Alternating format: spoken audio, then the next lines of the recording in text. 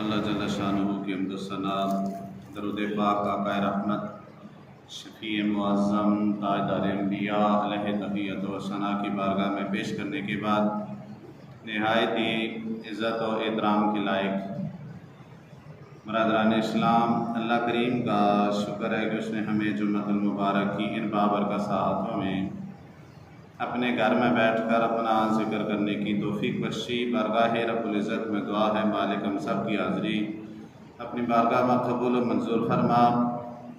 درس ضیاء القرآن کا سلسلہ شروع کرتے ہیں۔ 11واں پارہ سورہ یونس ہم پڑھ رہے ہیں۔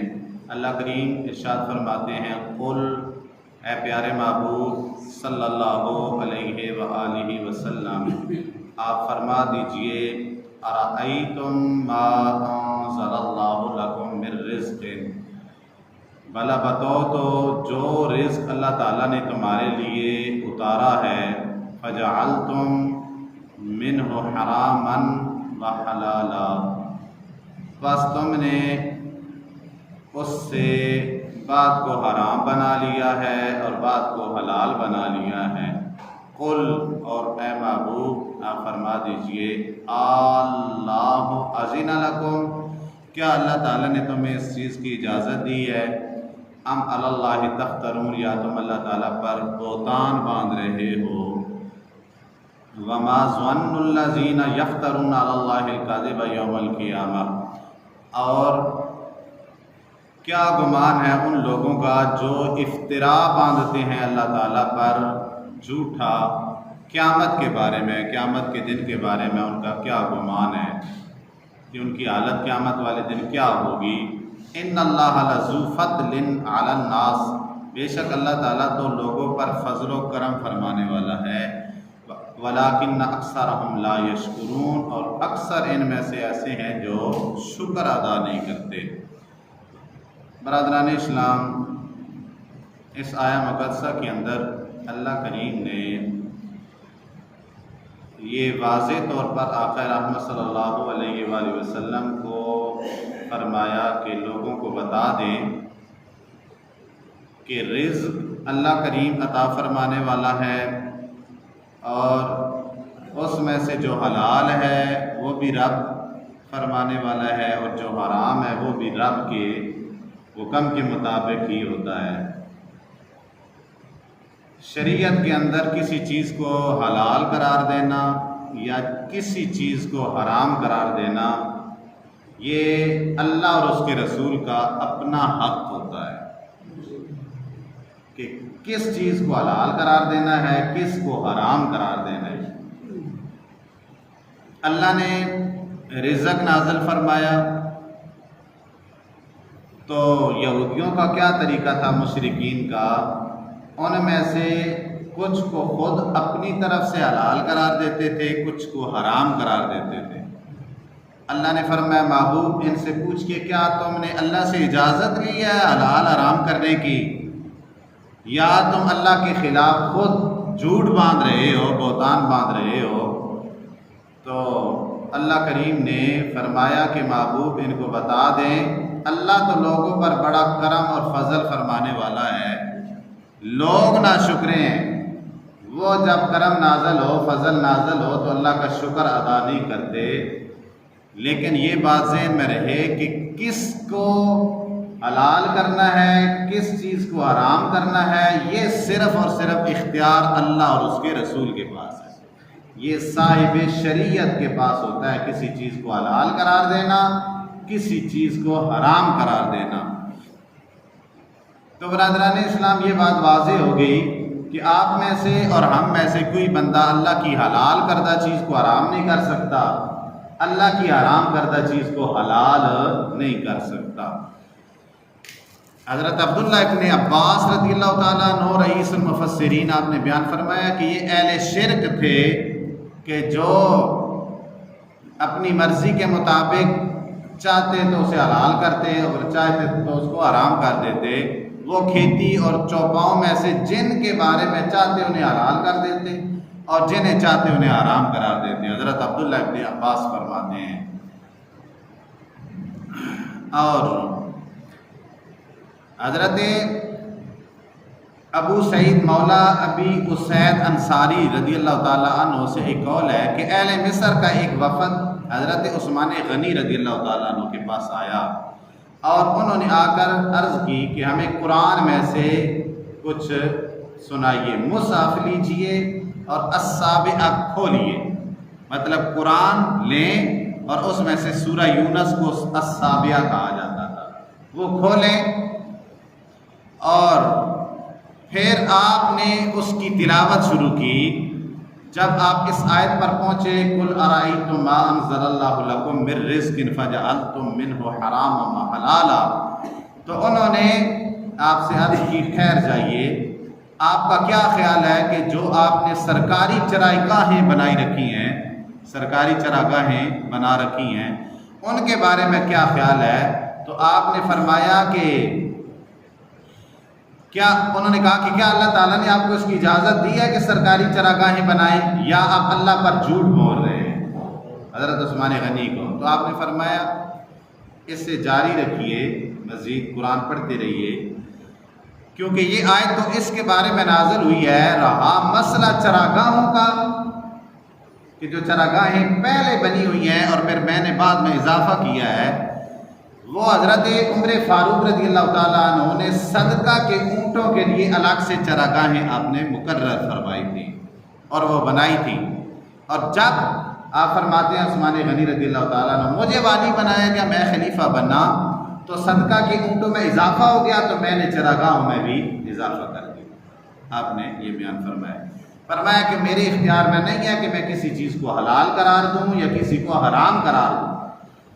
وما تکون فی شأن وما تتلو منہ من قرآن، اور نہیں ہوتے آپ کسی حال میں اور نہ آپ تلاوت کرتے ہیں اس حال میں کچھ قرآن، ولا تعملون من عمل، اور اے لوگوں نہ تم کچھ عمل کرتے ہو مگر ہر حال میں اللہ فرماتا ہے الا کنا علیکم شہودا، ہم تمہارے اوپر گواہ ہوتے ہیں، تم جو بھی عمل کرو گے، جو بھی کام کرو گے، قرآن میں سے بھی جو پڑھو گے، اللہ فرماتا ہے ہم اس پر گواہ ہیں۔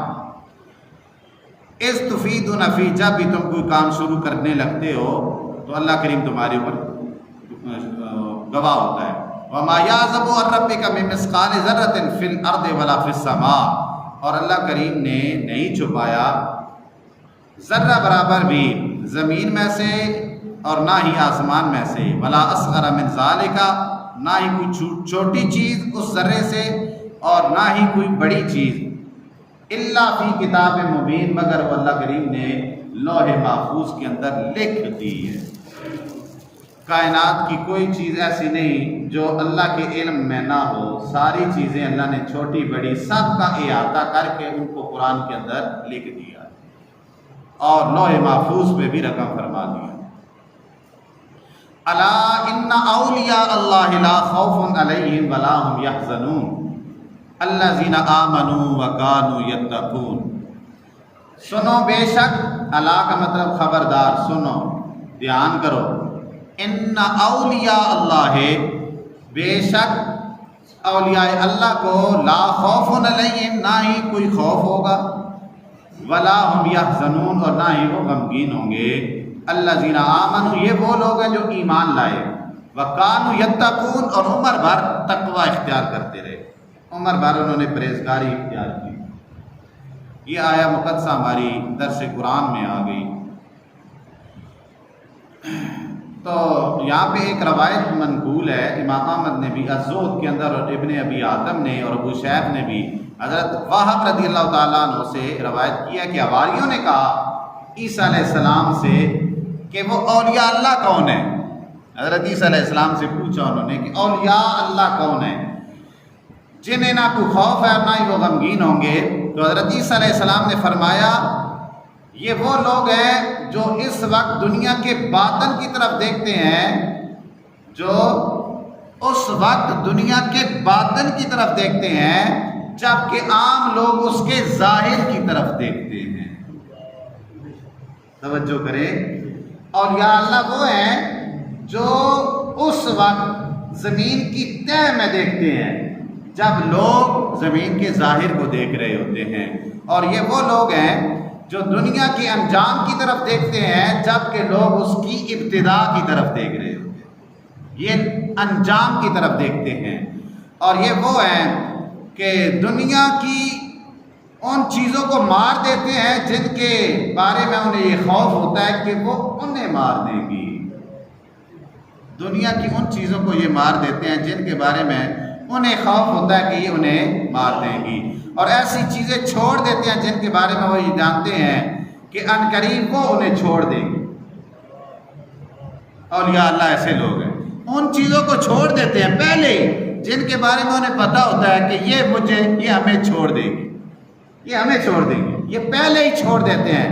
ان کے نزدیک دنیا کی کثرت کی طلب قلت کی طلب ہوتی ہے۔ لوگ دنیا کی مال و دولت زیادہ اکٹھا کرنے کی کوشش کرتے ہیں، دنیا کی کثرت کو۔ فرمایا کہ اللہ والے کون ہیں، اولیاء اللہ کون ہیں کہ جو دنیا کی کثرت کو قلیل سمجھتے ہیں۔ کل متاع الدنیا قلیل، قرآن ہے نا، اللہ فرماتا ہے محبوب آپ فرما دیجئے کہ یہ دنیا کا مال و متاع قلیل ہے۔ فرمایا یہ دنیا کی کثرت کو قلیل سمجھتے ہیں، اور ان کا دنیا کو یاد کرنا موت ہوتی ہے۔ اولیاء اللہ توجہ کریں، اولیاء اللہ کون ہے کہ دنیا کو یاد کرنا ان کے لیے موت ہے۔ اور فرمایا دنیا کی کسی شے کے سبب انہیں پہنچنے والی فرحت، دنیا کی کسی شے کی وجہ سے انہیں جو خوشی ملتی ہے وہ ان کے لیے حزن ہوتا ہے اور غم ہوتا ہے، وہ ان کے لیے حزن ہوتا ہے اور غم ہوتا ہے۔ اور دنیا کی نعمتوں میں سے جو انہیں عارض ہو وہ اسے چھوڑ دیتے ہیں، دنیا کی نعمتیں وہ چھوڑ دیتے ہیں، اور بغیر حق کے دنیاوی رفعتوں میں سے جو انہیں عارض ہوتی ہیں وہ اس کی طرف توجہ ہی نہیں کرتے۔ اور یا اللہ وہ ہیں کہ دنیا کی نعمتوں میں سے اگر کوئی انہیں پیش بھی کی جائے تو وہ اس کی طرف توجہ نہیں کرتے، دنیا کو گراتے ہیں اور اس کی عوض اپنی آخرت کو سنوارتے ہیں۔ سبحان اللہ، یہ حقیقی اولیاء اللہ ہے، اور وہ دنیا کو بیچتے ہیں اور اس کے بعد وہ چیز خریدتے ہیں جو ان کے لیے باقی رہتی ہے۔ دنیا کو بیچ دیتے ہیں، ہمیشہ کی چیزیں خرید لیتے ہیں، اللہ کی رضا خرید لیتے ہیں، اللہ کی رضا خرید لیتے ہیں، دنیا کی نعمتیں بیچ کر، دنیا کو بیچ کر اللہ کی رضا خرید لیتے ہیں جو ہمیشہ رہنے والی ہوتی ہے۔ جس کو رب کی رضا مل جائے پھر اسے اور کیا چاہیے۔ اور وہ دنیا کو چھوڑتے ہیں اور اسے چھوڑنے کے سبب وہ خوش ہوتے ہیں، دنیا کو چھوڑتے ہیں۔ اولیاء اللہ دنیا کو چھوڑتے ہیں۔ آپ نے سننا ہے کہ کتنے اللہ کے ولی ایسے ہیں جنہوں نے اپنا گھر بار چھوڑا، جنگلوں میں چلے گئے، وہاں پہ پتے کھائے، خشک کھایا، ہر چیز دنیا کی جو لذت ہے وہ چھوڑ کر وہ وہاں پہ چلے گئے، اور بھوکے رہ کر پیاسے رہ کر انہوں نے رب کو راضی کیا، انہوں نے رب کو راضی کیا۔ فرمایا وہ دنیا کو چھوڑتے ہیں اور چھوڑنے کے سبب وہ پریشان نہیں ہوتے، وہ خوش ہوتے ہیں، وہ خوش ہوتے ہیں، اور اسے بیچتے ہیں اور اسے بیچنے کے سبب نفع کمانے والے ہوتے ہیں۔ انہوں نے اہل دنیا کو نیچے گرا پڑا دیکھا ہے کہ ان پر کئی زمانے گزر گئے، بس انہوں نے موت کے ذکر کو پسند کیا۔ موت کا ذکر انہیں لذت دیتا ہے، ہم مریں گے، ہمیں رب کا دیدار ہوگا، ہماری ملاقات رب سے ہوگی، ہم آخرت میں اس گھر میں جانے والے ہیں جو ہمیشہ رہنے والا ہے، اور وہ اللہ تعالیٰ سے محبت کرتے ہیں اور اس کے نور سے روشنی طلب کرتے ہیں اور اسی کے ساتھ روشن کرتے بھی ہیں، خود رب کے نور کی روشنی طلب کرتے ہیں، اور پھر جب انہیں مل جاتی ہے پھر اسی روشنی سے آگے لوگوں کو روشن کرتے ہیں۔ ان کے لیے عجیب خبر ہے، ان کے لیے عجیب خبر ہے، اور ان کے پاس خبر عجیب ہے۔ ان کے لیے دنیا میں عجیب خبریں ہیں کہ یہ کون لوگ ہیں، لوگ بڑے عجیب عجیب باتیں کرتے ہیں، لیکن ان کے پاس جاؤ گے تو ان کے پاس عجیب خبریں ہوں گی، ان کے پاس جو خبریں ہوں گی وہ عجیب خبریں ہوں گی۔ دیکھا نہیں بہلول دانا کو، آپ نے سنا ہوا واقعہ، بازار میں گئے تو لوگوں کو کہا کہ آؤ اللہ تعالیٰ سے صلح کر لو، اللہ سے صلح کر لو۔ مجذوب کو دیکھا، اللہ کا ولی تھا، ہنسنا شروع کر دیا لوگوں نے، تو آپ پریشان تھے، لوگوں نے پوچھا کیوں پریشان ہیں؟ کہتے ہیں کہ میں آج ان کی اور رب کی صلح کرانے کے لیے آیا ہوں. رب مان رہا، یہ نہیں مان رہے، یہ نہیں مان رہے، اللہ سے صلح نہیں کرنا چاہتے. رب مان رہا ہے کہ آئیں میرے پاس، میں صلح کے لیے تیار ہوں. آپ کو جب قبرستان کے اندر دیکھا گیا تو پھر وہاں پہ آپ کے آنسو جاری تھے. لوگوں نے پوچھا کہ اب کیوں پریشان ہیں؟ کہتے ہیں کہ اب میں ان کی اور رب کی صلح کروا رہا ہوں. میرا کام تو وہی ہے کہ میں صلح کروا رہا ہوں، لیکن آج یہ مان رہے ہیں رب نہیں مان رہا، رب نہیں مان رہا. دنیا والوں کے پاس ان کے لیے عجیب خبریں ہیں، ان کے پاس جاؤ گے تو ان کے پاس اور عجیب خبریں ہوتی ہیں. اور ان کے ساتھ کتاب قائم ہے، کتاب خواہ سے قرآن لے، اور کتاب کے ساتھ وہ قائم ہے، کتاب کے ساتھ وہ قائم ہے، قرآن کے ساتھ وہ چپٹے ہوئے ہیں. ہر وقت اللہ اللہ کرتے رہتے ہیں، قرآن کی تلاوت کرتے رہتے ہیں، اللہ کا ذکر کرتے رہتے ہیں، اللہ کے فکر میں رہتے ہیں. اور ان کے ساتھ کتاب گفتگو کرتی ہے، ان کے ساتھ کتاب گفتگو کرتی ہے، اور اس کتاب کے ساتھ یہ گفتگو کرتے ہیں. دونوں کی آپس میں گفتگو چلتی ہے. ان کے سبب کتاب کا علم ہے، اور اس کے سبب وہ عالم بنتے ہیں. قرآن کے سبب جس چیز کو انہوں نے نہیں پایا اسے پانے کی وہ خواہش بھی نہیں رکھتے. سبحان اللہ، کیا بات. اور یا اللہ جنہیں انہوں نے نہیں پایا وہ اس کی طلب ہی نہیں رکھتے، خواہش ہی نہ رکھتے. اور جس چیز کی وہ امید رکھتے ہیں پھر اس سے کم کی پرواہ بھی نہیں کرتے، اس سے کم کی پرواہ بھی نہیں کرتے. ان کی امید کیا ہوتی ہے؟ یہ چھوٹی نہیں کہ یہ بادشاہ راضی ہو جائے، یہ MP MNA راضی ہو جائے. ان کی صرف یہ خواہش ہوتی ہے کہ ہمارا رب راضی ہو جائے. پھر نیچے جتنی بھی باتیں ہیں وہ ساری پرواہ میں نہیں لاتے. اور جن چیزوں سے وہ خود احتیاط اور پرہیز کرتے ہیں اس کے علاوہ کا خوف بھی نہیں رکھتے. کچھ چیزوں کی وہ خود پرہیز کرتے ہیں، اس کے علاوہ کچھ ہو جائے انہیں کوئی خوف نہیں ہے. تو یہ کیا ہے؟ یہ اولیاء اللہ ہیں. حواریوں نے حضرت عیسیٰ علیہ السلام سے اولیاء کے بارے میں سوال کیا تو آپ نے یہ جواب عطا فرمائے اولیاء اللہ ایسے ہوتے ہیں.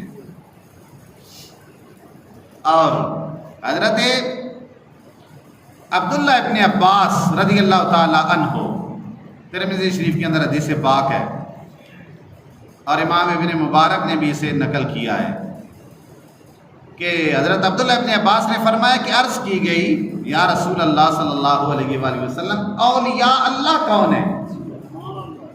توجہ کریں، اولیاء اللہ کون ہے؟ یہ ذکر سرکار کے پاس بھی ہے. آج اگر ہم اولیاء کا ذکر کریں تو لوگ کہتے ہیں یہ پتہ نہیں کیا بات کر رہے ہیں، یہ کیا ہو رہا ہے. اصل میں انہوں نے اولیاء اللہ دیکھے ہی نہیں. جو اولیاء اللہ کے لبادے میں آ کے تصنع اور بناوٹ کی شکل بنا کے اولیاء اللہ کا روپ دھار کے آ کے بیٹھے ہیں، ان کے پاس تو ہے ہی کچھ نہیں نا، ان کے پاس تو کچھ ہے ہی نہیں. وہ تو ہم بھی کہتے ہیں وہ تو بہروپیے ہیں، ان کے پاس تو کچھ نہیں ہے. لیکن جو اللہ کے ولی ہیں ان کے بارے میں سرکار سے پوچھا گیا، کیونکہ قرآن ہے نا، اب قرآن کا تو انکار نہیں ہو سکتا. انبیاء بھی آتے ہیں، رسول بھی آتے ہیں، فرشتے بھی آتے ہیں، کتاب قرآن بھی آتے ہیں، یہ ساری چیزیں آتے ہیں، صحابہ بھی آتے ہیں، اولیاء اللہ بھی آتے ہیں. تو سرکار کی آل بھی حق ہے اور اولیاء اللہ بھی کیا ہے؟ حق ہے. کیونکہ اللہ نے فرمایا الا ان اولیاء اللہ لا خوف علیہم ولا هم يحزنون. خبردار جو اللہ کے ولی ہیں انہیں نہ خوف تھا نہ قیامت کے دن وہ غمگین ہوں گے. دنیا میں وہ کیسے رہے؟ رب فرماتا ہے الذین آمنوا وکانوا یتقون. یہ وہ لوگ تھے جنہوں نے بن دیکھے رب کو مانا، بن دیکھے رسول کو مانا، اور پھر ساری زندگی اللہ اور اس کے رسول کے ہو کے رہے. یہ وہ لوگ. سرکار سے پوچھا گیا یا رسول اللہ صلی اللہ علیہ وآلہ وسلم یہ اولیاء اللہ کون ہے؟ تو آپ نے فرمایا وہ لوگ ہیں جب انہیں دیکھا جائے تو اللہ تعالیٰ کا ذکر جاری ہو جائے. یہ اولیاء اللہ کی نشانی ہے، جب انہیں دیکھا جائے تو رب کا ذکر جاری ہو جائے زبانوں پر. اور حضرت عبداللہ ابن عمر سے ہی ایک مرفوع حدیث پاک ہے، اور امام احمد نے فرمایا کہ یہ صحیح ہے، حاکم نے بھی اسے صحیح قرار دیا ہے کہ اللہ تعالیٰ کے کچھ بندے ہیں، توجہ کیجیے گا، نہ ہی وہ انبیاء ہیں اور نہ ہی وہ شہداء ہیں، ٹھیک ہے، نبیوں میں رسول بھی آ جاتے ہیں، نہ وہ انبیاء ہیں اور نہ ہی وہ شہداء ہیں، لیکن قیامت کے دن اللہ تعالیٰ سے ان کے قرب اور مجلس کے سبب اللہ کے اتنے قریب ہوں گے، قیامت کے دن اللہ کے اتنے قریب ہوں گے کہ قرب کی جو کیفیت ہے، جو مجلس ہے، اسے دیکھ کر انبیاء اور شہداء ان پر رش کریں گے۔ حدیث ہے بھائی، حدیث ہے، کیا ہے؟ حدیث ہے۔ اصل میں یہ ہے نا کہ ہم مین چیز کا انکار کر کے نا اپنی آخرت خراب کر دیتے ہیں۔ اللہ کے ولی حق ہیں، سمجھ آ گئی؟ اللہ کے ولی کیا ہے؟ حق ہے، اور آج دنیا قائم ہے اللہ کے ولیوں سے، سمجھ آ گئی ہے؟ اور انہوں نے وہ اپنی شریعت کا پھیلانے کا بیڑا اٹھایا ہوا ہے جو نبیوں کا تھا، جو رسولوں کا تھا، وہ آگے شریعت کو پھیلا رہے ہیں۔ تو ہم ظاہری دنیا دیکھ کے نا، تصنع والی بناوٹ والی دیکھ کے ہم ان حق والے اولیاء پر ہم اعتراض کرنا شروع کر دیتے ہیں۔ تو ہمیں چاہیے کہ ہمیں احتیاط کریں، احتیاط کریں۔ اے بندہ نماز نہ پڑھے نا تو کافر نہیں ہوتا، سنیں، نماز نہ پڑھے تو کافر نہیں ہوتا ہے، لیکن نماز کی فرضیت انکار کرے سی تو کافر ہو ویسے۔ روزہ نہ رکھے نا تو کافر نہیں ہوتا، گناہگار ہو سی، لیکن روزے کی فرضیت انکار کرے سی تو کافر ہو ویسے۔ اور یا اللہ نو اونج نہ مننا الگ گل ہے، لیکن شروع تو انکار ہی کر دینا کہ اولیاء ہوتے ہی کوئی نہیں ہے، کافر ہو جائیں گے، کیونکہ قرآن ہے۔ سمجھ آ گئی؟ اس وجہ سے اولیاء کرام کا وجود ہوتا ہے اور ہر زمانے میں ہوتا ہے، صرف یہ ہے کہ ہماری آنکھیں خراب ہے، ہم انہیں تلاش نہیں کر سکتے، ہم انہیں دیکھ نہیں سکتے۔ باقی چیزیں تو ہم بڑی پرکھ کے لیتے ہیں۔ کپڑا لینا ہو نا، کپڑا لینا ہو، چپڑ میں جائیں گے، ساری دکانوں پہ گھومیں گے، نہیں پسند آیا، کوالٹی اچھی نہیں ہے، اس کی فیکٹری ٹھیک نہیں ہے، یہ برانڈ کا نہیں ہے۔ پھر جب اچھا آ جائے گا نا کہیں دور سے، اتنی دکانیں گھومنے کے بعد، پھر آپ وہ خرید لیتے ہیں۔ پہلا کیوں نہیں خریدا؟ وہ جو ناکارہ سا کپڑا تھا وہ کیوں نہیں خریدا؟ اس کی سمجھ ہے کہ یہ بیکار کپڑا ہے، اس نے ختم ہو جانا ہے، اس کا مٹیریل ٹھیک نہیں ہے، اور جو اچھے مٹیریل والا تھا وہ تم نے خرید لیا، اس کی تمہیں پہچان ہے۔ اگر تم نے اللہ کے ولیوں کو بھی ڈھونڈنا ہے تو اس کی بھی پہچان کے کچھ طریقے ہوتے ہیں، ان کو بھی پہچان کے ڈھونڈو۔ مسجد میں مولوی صاحب رکھنے ہیں تو ایسے نہیں رستے سے جو گردہ داڑھی رکھی ہوئی ہے اسے آ کے کھڑا کر دے مسجد کے اوپر، امام مصلی کے اوپر کھڑا کر دے کہ یہ امام مسجد ہے۔ کل رنگ لگائے گا تو سمجھ آ جائے گی، سمجھ آ جائے گی نا، کل گل کھلائے گا تو پتہ چل جائے گا۔ تو برادران اسلام، ہر چیز کو پرکھ کے رکھیں کہ آپ کیا کر رہے ہیں۔ جوتے لیتے ہیں تو وہ بھی ہم صحیح سوچ سمجھ کے لیتے ہیں کہ کتنا اچھا ہے، کتنا اچھا ہے، کتنا اچھا ہے۔ تو اولیاء کرام کے ساتھ رشتہ جوڑنے کا رب نے حکم دیا ہے، فرمایا وَكُونُوا مَعَ الصَّادِقِينَ، اے ایمان والو سچوں کے ساتھ ہو جاؤ۔ کیا مطلب ہے؟ کیا مطلب ہے؟ اولیاء کرام جھوٹ نہیں بولتے، اور جو جھوٹ بولتا ہے وہ ولی نہیں ہوتا، جو جھوٹ بولتا ہے وہ ولی نہیں ہوتا۔ تو ہماری کمزوری، ہماری اپنی، اولیاء کی کمزوری نہیں ہے، وہ اللہ کے ولی ابھی بھی ہیں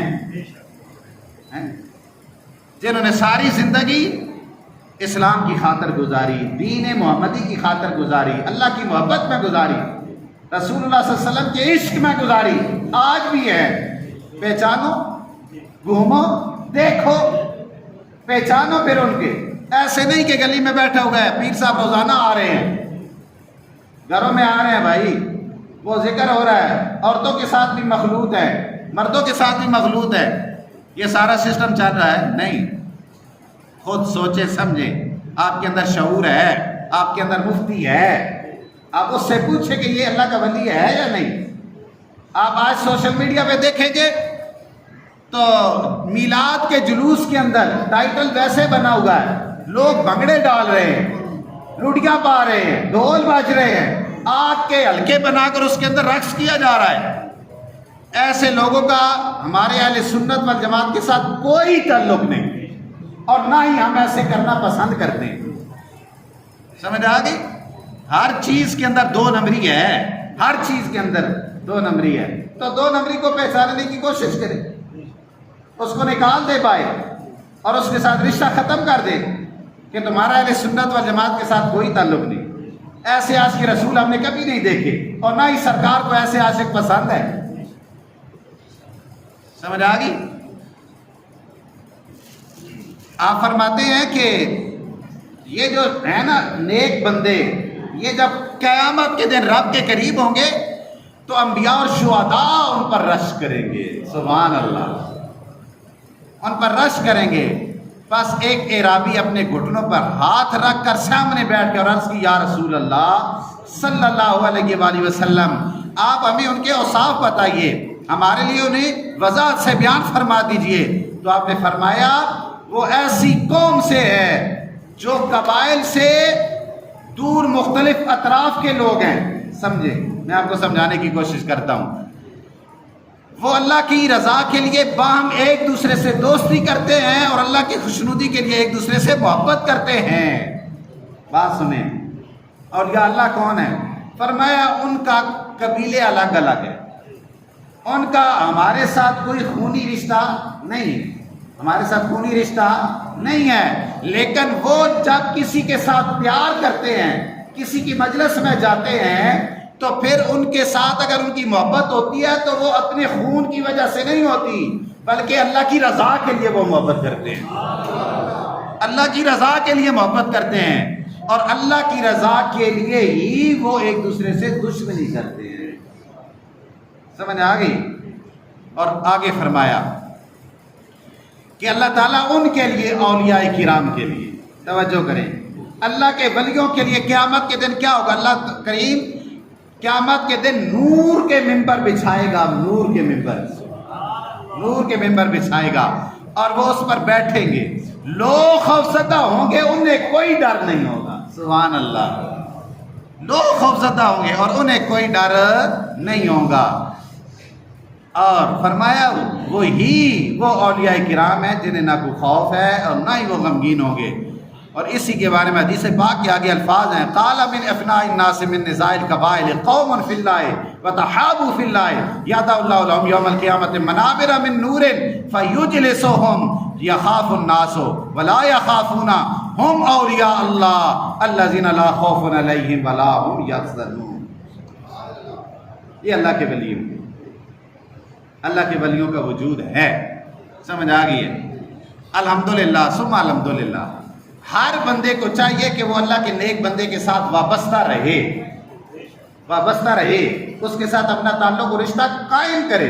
اللہ کا حکم ہے بھائی، وَكُونُوا مَعَ الصَّادِقِينَ، سچے لوگوں کے ساتھ ہو جاؤ، کیونکہ ان کی دوستی صحبت صالح ترا صالح کنن، نیک لوگوں کی دوستی بندے کو نیک بنا دیتی ہے، صحبت طالح ترا طالح کنن، برے اور شریر لوگوں کی صحبت بندے کو برا بنا دیتی ہے۔ اس وجہ سے اثر ہوتا ہے بھائی، اثر ہوتا ہے۔ ایک بیٹی ہو نا سیب کی، پوری سیب کی بیٹی ہو اور صاف ستھرے سیب ہوں، اس کے درمیان میں آپ ایک گندا سیب رکھ دیں، صرف 2-3 دنوں میں آپ اس کو اسے چھوڑ دیں، سارے سیب گندے ہو جائیں گے۔ کیوں؟ اس وجہ سے کہ ان کی صحبت کسی برے کے ساتھ ہو گئی۔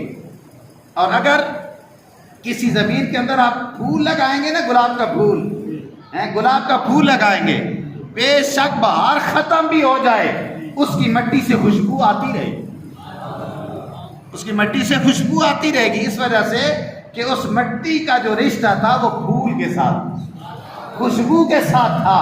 تو برادران اسلام ہمیں نیک لوگوں کی صحبت اختیار کرنی چاہیے اور اپنے اپنے پیر و مرشد بھی ہونے چاہیے، پیر و مرشد بھی ہونے چاہیے، اللہ کے نیک بندوں کے ساتھ رشتہ ہونا چاہیے۔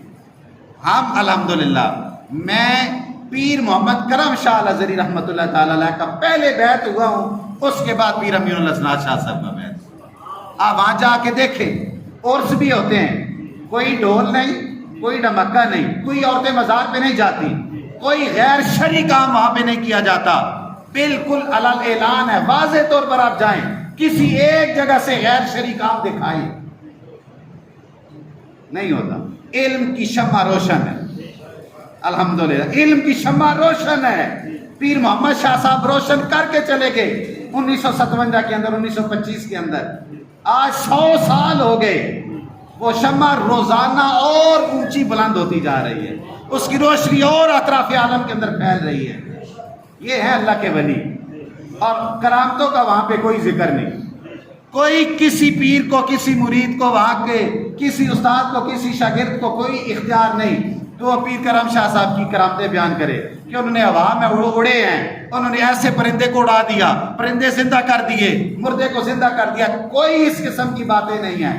فرمایا اگر کوئی کرامت دیکھنی ہو تو صرف اور صرف یہ ہے کہ وہاں پہ شریعت کی مکمل پاسداری کی جاتی ہے اور سرکار دو عالم صلی اللہ علیہ وسلم کے سیرہ انور پر نازل ہونے والے قرآن کی مکمل تبلیغ کی جاتی ہے۔ یہ کرامت ہے، یہ ہمیشہ رہنے والی کرامت ہے۔ اللہ یا رسول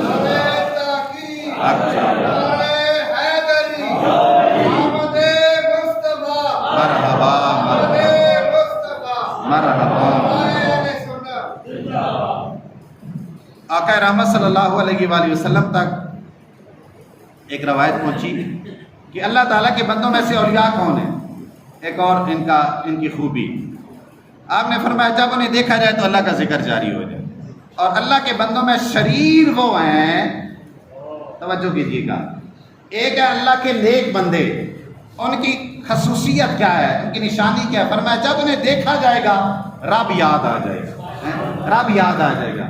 الحمدللہ ثم الحمدللہ ہمارے پیر کرم شاہ صاحب ادھر چکوال میں بھی آئے ایک زمانے میں، کئی لوگوں نے ان کی مجلس بھی اختیار کی، اور جنہوں نے دیکھا کہتے ہیں کہ جب ہم نے پہلی نظر پیر کرم شاہ صاحب کے چہرے کو دیکھا بے ساختہ کہہ دیا کہ یہ اللہ کا نیک بندہ ہے، رب کا ذکر جاری ہو گیا، سمجھ آ گئی۔ اور فرمایا شریر لوگ کون سے ہیں، فرمایا جو چغل خوری کرتے ہیں، چغلیاں کرنا، لوگوں کی باتیں بنانا، اپنی طرف سے باتیں بنانا، ان میں نہ ہوں وہ باتیں، اپنی طرف سے بنا لینا، اور دوستوں کے درمیان وہ تفریق پیدا کرتے ہیں، اللہ کی مخلوق کو جوڑنے کے بجائے نفرتیں پیدا کرتے ہیں، اور گناہوں سے بری لوگوں کو، گناہوں سے بری لوگوں کو گناہ کا الزام دیتے ہیں۔ توجہ کیجیے گا الفاظ کے اوپر، سرکار کا فرمان ہے، فرمایا شریر وہ ہیں جو چغلیاں کرتے ہیں، جو غیبتیں کرتے رہتے ہیں، اور فرمایا وہ لوگ جو دوستوں کے درمیان محبت نہیں تفرقہ پیدا کرتے ہیں، اور فرمایا جو گناہ سے بری لوگ ہیں، جنہوں نے کبھی گناہ نہیں کیے، جو گناہ سے بچتے رہتے ہیں، ان پر گناہ کا الزام لگاتے ہیں۔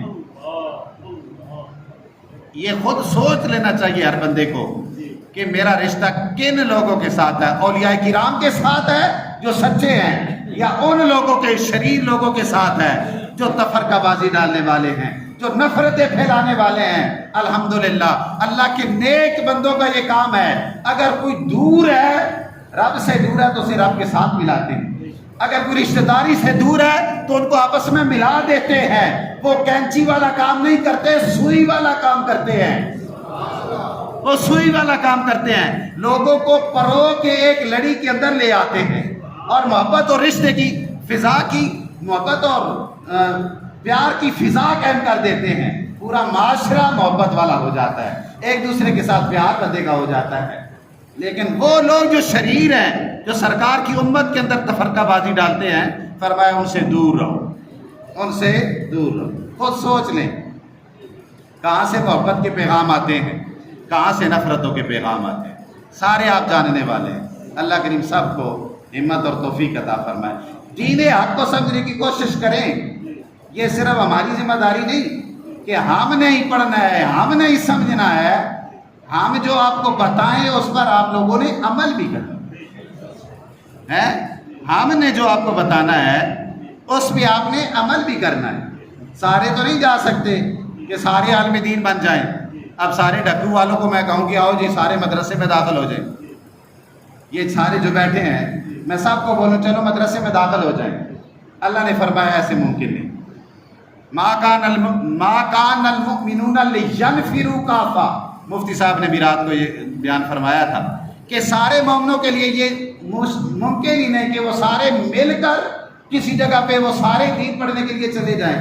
ہاں ان میں سے ایک گروہ ہو مختصر سا جو دین پڑھے اور پھر وہ واپس آ کر اپنی قوم کو تبلیغ کرے تاکہ لوگ متقی بنے۔ ہم آپ کو بتاتے ہیں، آپ ہم سے دور ہو جاتے ہیں، دین سے دور ہو جاتے ہیں۔ ہم آپ کو کہیں کہ آئیں بھائی اکٹھے ہیں، مجلس لگتی ہے، کوئی اللہ کا ذکر کرتے ہیں، درس قرآن ہوتا ہے، پھر بھی آپ نہیں آتے۔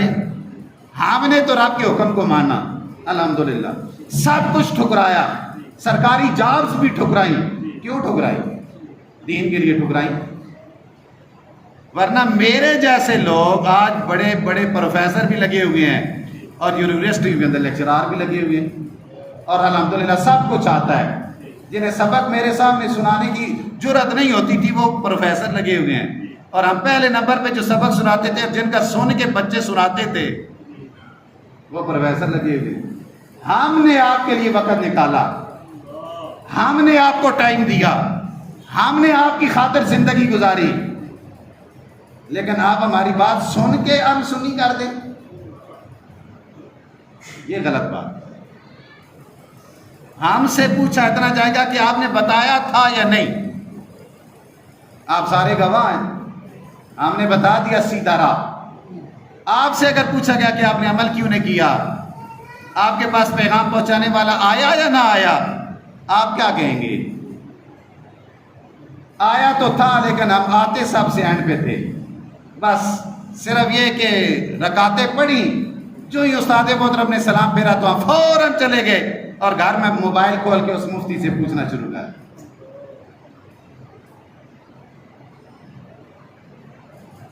پھر کیا ہو؟